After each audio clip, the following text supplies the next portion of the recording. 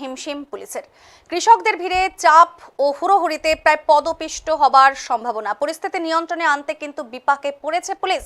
কার্যত পুলিশকে ঠেলে গেট থেকে সরিয়ে দিয়ে হিমঘরের ভেতরে ঢুকে যায় কৃষক ও বহিরাগতরা।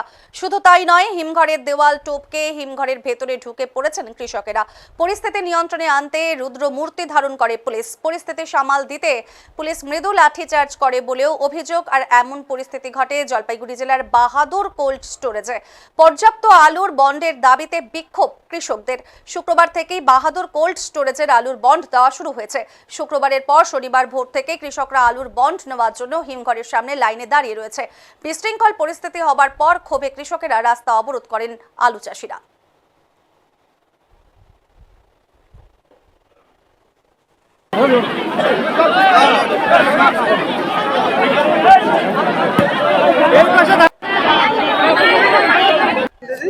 মামুনি রায়।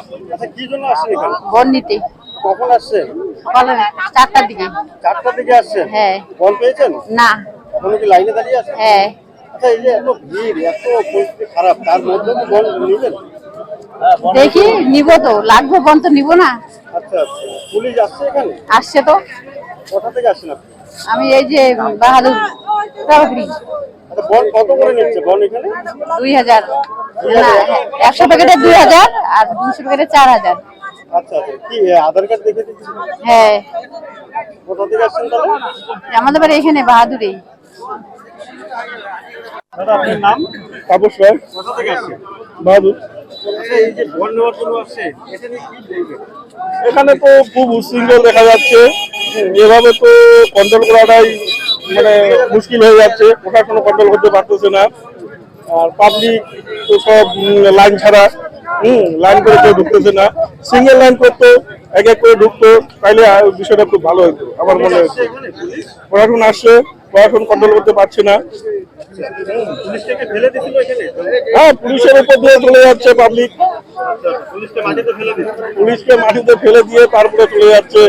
হ্যাঁ, এখানে যে মহিলাগুলো আছে, মহিলাগুলোর উপরে শৃঙ্খলা নেই, সব এলোমেলো হয়ে চলছে।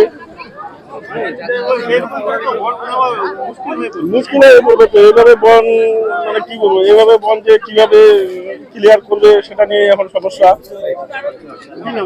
তাপস রায়। দাদা, আপনার নাম?